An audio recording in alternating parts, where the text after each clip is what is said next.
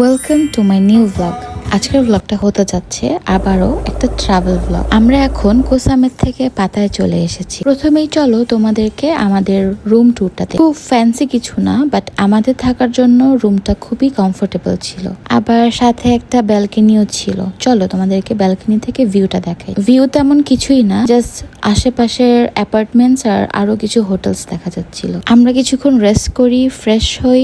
এরপর আমাদের প্রথম ডেস্টিনেশন ছিল টার্মিনাল 21। এই শপিং মলটা অনেক মজার, কারণ এটা এক একটা ফ্লোর এক একটা কান্ট্রি বা সিটির থিমে বানানো হয়েছে। যেমন এখন আছি আমরা প্যারিসে আছি বলে তো এখন তোমরা দেখতে পাচ্ছ আইফেল টাওয়ার। শপিং মলটা এমন ভাবে সাজানো যে ফ্লোরেই যাবেন মনে হবে এক কান্ট্রি থেকে আপনি আর এক কান্ট্রিতে ঘুরে বেড়াচ্ছেন। এখন আমরা যাচ্ছি ইটালি। আমরা এই শপিং মলের উপরেই একটা ফুড কোর্ট আছে, ওখান থেকে আমাদের ডিনারটা সেরে ফেলি। আনফরচুনেটলি আমার কাছে খাবারের কোনো ক্লিপ নেই। পরের দিন সকালে আমরা চলে যাই টাইগার পার্কে। টিকিট কেটে আমরা ভিতরে ঢুকে পড়ি। এখানে সব সাইজের বাঘ আছে, বড়, মাঝারি, ছোট। আপনি টিকিটের সাথে ইনক্লুড করতে পারবেন বিভিন্ন জিনিস, চাইলে আপনি ওদের সাথে ফটো তুলতে পারবেন। কিন্তু আমি এটা ইনক্লুড করিনি, কারণ তোমরা যারা আমাকে চিনো তারা তো জানোই আমি অ্যানিমালস একটু ভয় পাই। মুরগি হোক আর বাঘ হোক, আমি সব অ্যানিমেলই ভয় পাই। এই সেফ ডিস্টেন্স থেকে বাঘ দেখতে পেরেই অনেক খুশি। এক্সপিরিয়েন্সটা আমার জন্য স্কেরি এবং এক্সাইটিং দুটোই ছিল। টাইগার পার্ক থেকে আমরা চলে যাই ফ্লোটিং মার্কেট। থাইল্যান্ডের ফ্লোটিং মার্কেট গুলো অনেক ফেমাস। এখানে সব থেকে মজার ব্যাপার হচ্ছে মার্কেটের অনেক অংশটাই হচ্ছে পানির উপর, আর দোকানগুলোকে ঘিরে নৌকা চলাচল করে।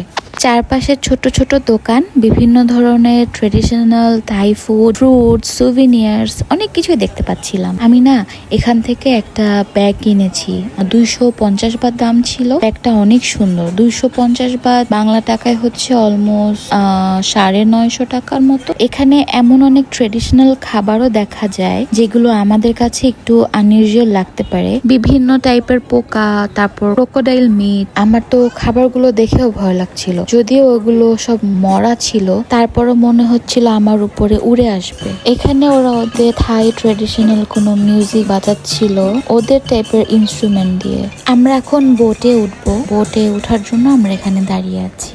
বোটে বসে আমরা এখন পুরো মার্কেটটা ঘুরে দেখবো। আমাদের গ্রামের বাড়ির ওখানেও একটা ফ্লোটিং মার্কেট আছে, যদিও আমি ওটাতে কখনোই যাইনি। ওরা ওদের দেশের কালচারটাকে এত সুন্দর করে রিপ্রেজেন্ট করে টুরিস্টদের কাছে।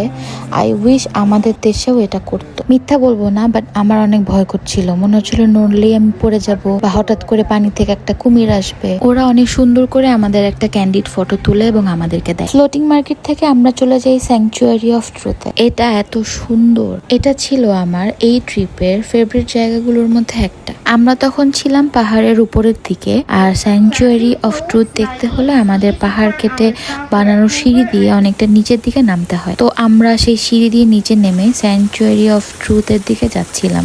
আর যেহেতু জায়গাটা তখনও কিছুটা আন্ডার কনস্ট্রাকশন ছিল, তাই ভেতরে ঢোকার আগে আমাদের একটা স্পেশাল সেফটি হেলমেট দেওয়া হয়। সেই হেলমেট পরে আমাদের ঘুরে দেখতে হয়েছে। আর আমাদের সাথে একজন ট্যুর গাইডও ছিল। এখানে বিভিন্ন ল্যাঙ্গুয়েজের জন্য আলাদা আলাদা গাইড থাকে। আমাদের গাইডটা পুরো স্যাংচুয়ারি অফ ট্রুথ ঘুরে ঘুরে এখানকার বিভিন্ন উড কার্ভিং আর কাঠ দিয়ে তৈরি করা প্রতিটা অংশের হিস্টোরি আমাদেরকে এক্সপ্লেন করছিল। পুরো বিল্ডিং এর দেয়াল, পিলার থেকে শুরু করে ছোট ছোট ডিটেল, সব জায়গাতে কাঠের এত সুন্দর কারুকাজ দেখতে খুবই ভালো লাগছিল। দূর থেকে দেখলে মনে হচ্ছিল এটা কোনো পুরনো সুন্দর ancient temple.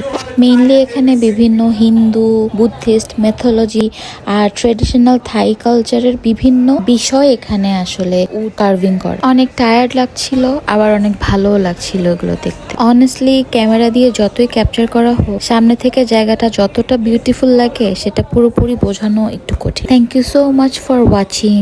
Stay happy. Like করতে ভুলো না। বাই।